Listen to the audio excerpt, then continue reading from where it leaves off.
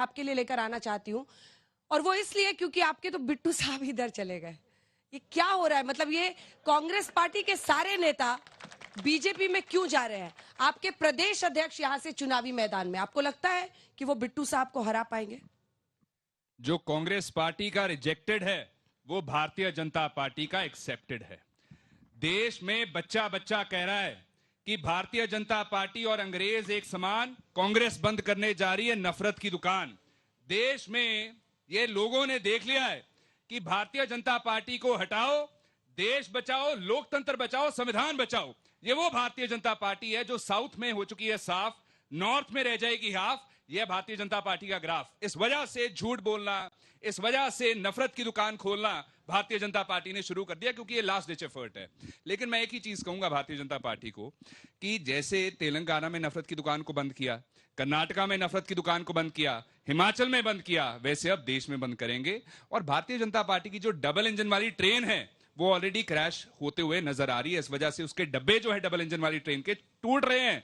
एआईएडीएमके टूटा, जेजेपी टूटी, समता पार्टी टूटी, एसएडी टूटा, एसएडी संयुक्त टूटी, और जो सवारियां हैं डबल इंजन वाली ट्रेन की वो भी स्टेशन आने से पहले छलांग लगा के दूसरी बार जा रही हैं। ठीक है, नीलकंठ साहब, छोटा छोटा जल्दी, ताकि जनता को ज्यादा मौका मिले। हाँ। कर्नाटका में 4 भारतीय जनता पार्टी के लीडर्स छोड़ के कांग्रेस में शामिल हुए, मणिपुर में 3 लीडर्स छोड़ के बीजेपी को कांग्रेस में शामिल हुए, राजस्थान में 2 टर्म एमपी हुए, हरियाणा में हुए। तो मैं बस इतनी बात कहूंगा भारतीय जनता पार्टी को, यहाँ पे 13-0 होने जा रहा है। Congress party will sweep the election और भारतीय जनता पार्टी के कैंडिडेट्स को गांव में घुसने की इजाजत नहीं है। मुकाबला तो इनसे भी एक बार तो इनका नाम ले लेते, उनको बुरा लग रहा है। देखिए ऐसा है, जब मैं एक ही चीज कहूंगा, में नहीं सब जो देखिए एक चीज बड़ी सिंपल है। भारतीय जनता पार्टी हमारे संविधान के लिए खतरा बन चुके हैं।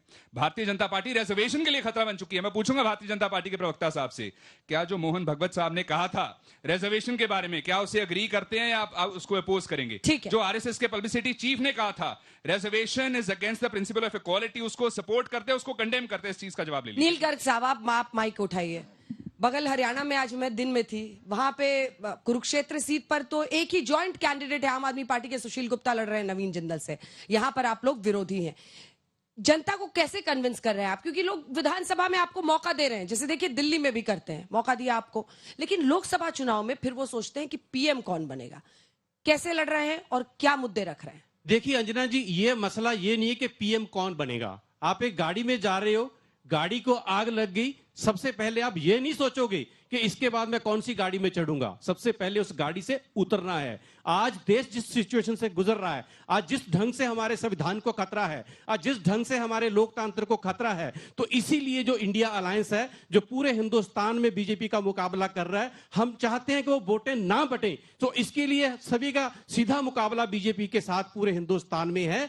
चूंकि पंजाब में बीजेपी ना 3 में है ना 13 में है, इनका कोई आधार नहीं है। और मैं बिल्कुल दिल से कह रहा हूं, और पंजाब के लोग बोल रहे हैं, यहां इनका 0 आना तय है। पंजाब में इनका खाता नहीं खुलेगा। और दूसरी बात, आप बोल रहे हो कि हमने दूसरी जगह हम अलायंस में है और पंजाब में हम अलायंस में क्यों नहीं है। मैंने आपको बताया कि पंजाब में बीजेपी का धार नहीं है। दूसरी बड़ी बात, हम यहां पे सरकार में है और जो कांग्रेस है वो प्रिंसिपल अपोजिशन पार्टी है। सो इसलिए हमने, क्योंकि बीजेपी को हराना है, तो इसलिए हम लेकर ये भी समझते हैं कि जिस तरीके से हमने पिछले 2 साल में पंजाब में काम किए हैं सरदार भगवंत सिंह मान की सरकार के अंडर, जिस ढंग से हमने 43,000 लोगों को नौकरी दी है, वो भी बिना किसी पैसे के, बिना किसी सिफारिश के, जिस ढंग से हमने 90% लोगों का आज बिजली का बिल फ्री आ रहा है। और सबसे बड़ी बात इसमें मैं ऐड करनी चाहूंगा, हम किसी धर्म की राजनीति नहीं करते हैं, हम किसी जाति विशेष की राजनीति नहीं करते हैं। यदि ये 600 यूनिट उस हर गरीब को मिला है, गरीब का दर्द गरीब ही समझ सकता है, उसकी कोई जाति नहीं होती, कोई धर्म नहीं होती है, और बिना भेदभाव के वो 600 यूनिट बिजली का हम लोग ये दे रहे हैं। हाँ। तो तीसरी बड़ी बात, क्योंकि ये देश में क्रांति शिक्षा से आएगी। एक तरफ बीजेपी की सरकार है, 2014 से बनी थी, केंद्र में हमारे जो सेंटर के 11 लाख स्कूल थे, आज वो सिर्फ 10 लाख स्कूल रह गए हैं, 1 लाख स्कूल कम हो गए हैं। और दूसरी तरफ आम आदमी पार्टी की सरकार है, चाहे वो दिल्ली हो चाहे पंजाब हो, हम यहाँ पे स्कूल ऑफ एमिनेंस बना रहे हैं और हमने जो हमारे प्रिंसिपल्स हैं, प्रोफेसर हैं, टीचर हैं, उनको ट्रेनिंग दिलवा रहे हैं और बच्चों को अच्छी शिक्षा देने के लिए हम सरीन साहब वो कह रहे हैं कि आप लोगों का खाता नहीं खुलेगा, इसीलिए बिट्टू साहब को ले आए क्या उधर से कि कोई एक सीट तो मिल जाए? भारतीय जनता पार्टी जब रिजल्ट आएगा तो ये दोनों दोस्त जो मेरे दाएं और बाएं खड़े हुए हैं, ये आसमान की तरफ देखेंगे कि हम कहां हैं, शायद वहां पर कहीं दिख जाए हम ऊपर आसमान में। ये बात करते हैं। अरे कौन से अलायंस की बात करते हो? ये मौका प्रस्ती की अलायंस है, भ्रष्टाचारियों की अलायंस है। सभी भ्रष्टाचारी इकट्ठे हो गए एक दूसरे को बचाने के लिए। ये कहते हैं दिल्ली में हमारा अलायंस है, पंजाब में नहीं है। क्यों भैया? क्या पंजाब में अलग जनता रहती है, देश से अलग रहती है? आप गुजरात में अलायंस करोगे, हरियाणा में अलायंस करोगे, दिल्ली में अलायंस करोगे, पंजाब में फ्रेंडली मैच खेलोगे। क्यों जनता को मूर्ख बना रहे हो?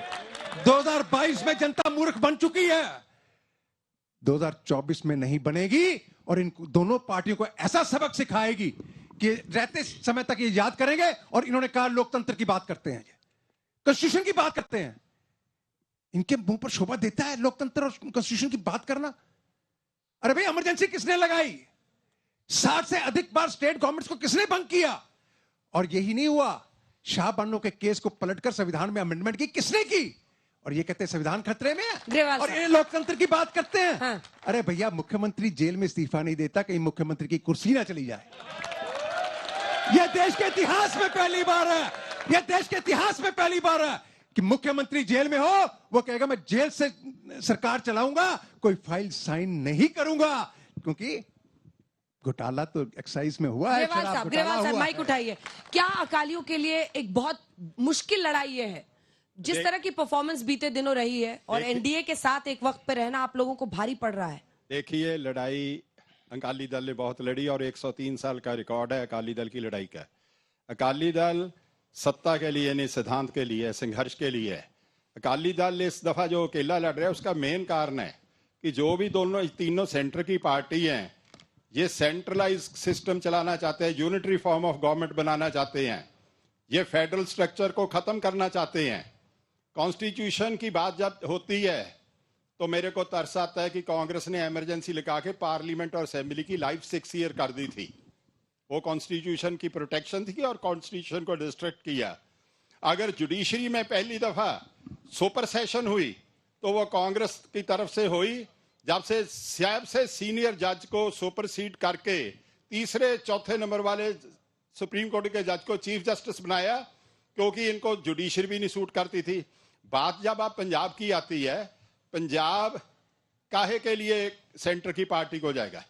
पंजाब में मिनॉरिटी में है जो देश में मेजॉरिटी में है, वो लोग पंजाब में भी मिनॉरिटी है। पंजाब में सिख मिनॉरिटी भी है, पंजाब में हिंदू मिनॉरिटी भी है, पंजाब में मुस्लिम मिनॉरिटी भी है, पंजाब में क्रिश्चियन मिनॉरिटी भी है, पंजाब में बौद्धी मिनॉरिटी भी है, पंजाब में जैनी मिनॉरिटी भी है।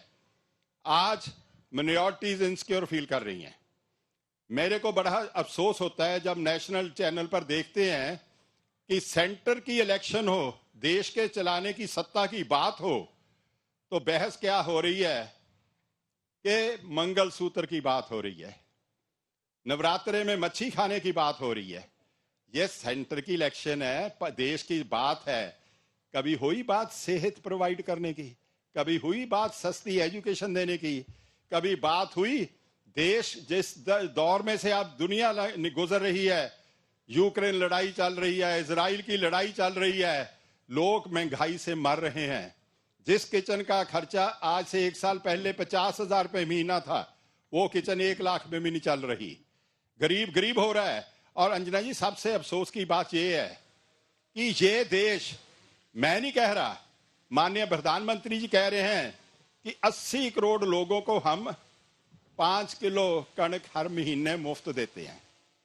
मैंने एक दिन जब ये सुना तो मैंने देखा कि 5 किलो के कितने बने, 5000 ग्राम बने, और एक दिन का कितना बना, 166 ग्राम बने।